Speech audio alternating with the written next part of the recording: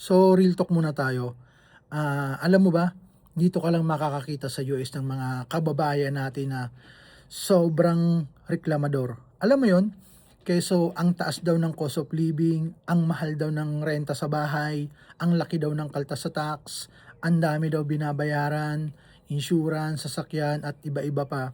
So grabe 'no, napaka-ungrateful. So alam mo 'yun, na sa Pinas, sobrang dami nating mga kababayan na nangangarap makapunta dito, makapagtrabaho dito.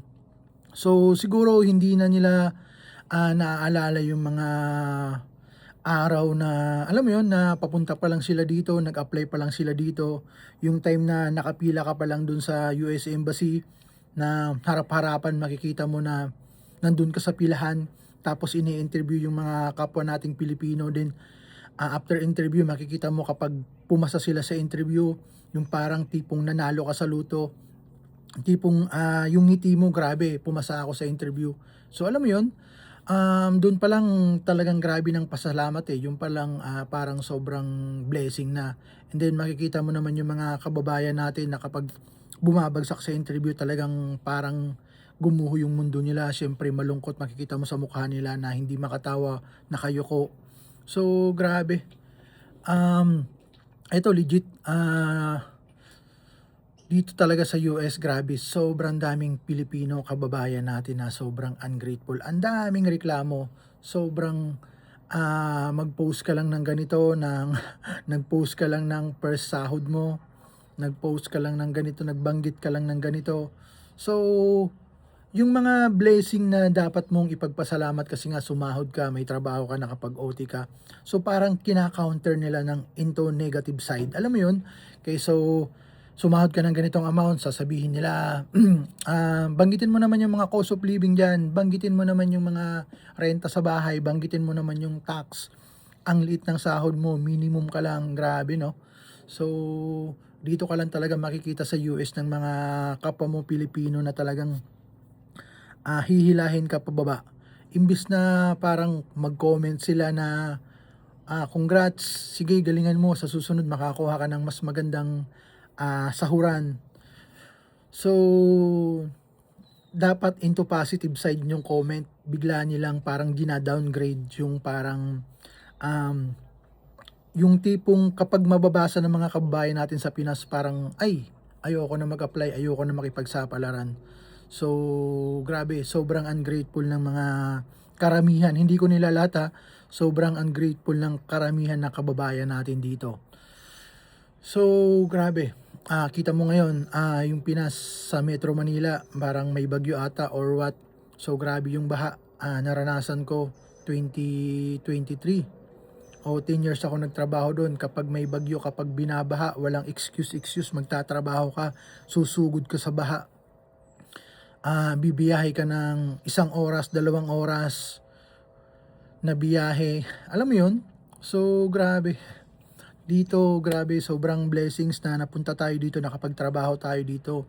Although alam mo 'yun, sobrang, mataas nga yung cost of living, mataas nga yung tax, mataas nga yung renta, ang daming bayarin, insurance, kotse, lahat-lahat. Pero blessings na napunta tayo dito kasi may trabaho tayo. So, nababayaran natin lahat yon kahit sabihin nating mag-double job pa tayo, mag-triple job pa tayo. Yung mahalaga, yung mga bills na yon afford yun ng trabaho natin na bayaran. So, dito nga, tulad ng sabi ko, makakabili tayo ng gusto natin.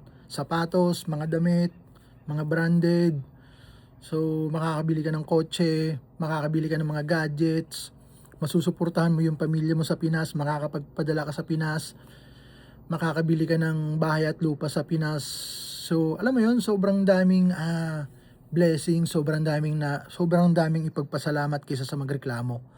So, instead na negative side yung titingnan natin, so doon tayo palagi tumingin sa mga positive side kasi sa totoo lang, sobrang daming Pinoy, libo-libong Pinoy yung nangangarap na pumunta, makatungtong dito sa US, makapagtrabaho dito sa US pero, legit butas ng karayom para makapunta ka dito.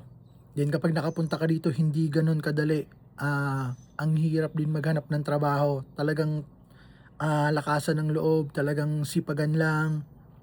So, maging ano lang tayo, maging grateful lang tayo, maging mapagpasalamat lang tayo. So, lahat ng blessings, trabaho, so pagpasalamat natin 'yan. Kumbaga, kung ano man yung mga negative side na 'yan, so counter natin 'yan ng positive side. So, sobrang taas ng cost of living pero kayang-kaya 'yan ng sahod natin dito kapag masipag ka lang. So, kaya sa mga kapwa nating Pinoy diyan na nangangarap pumunta dito sa US, so go nyo lang 'yan.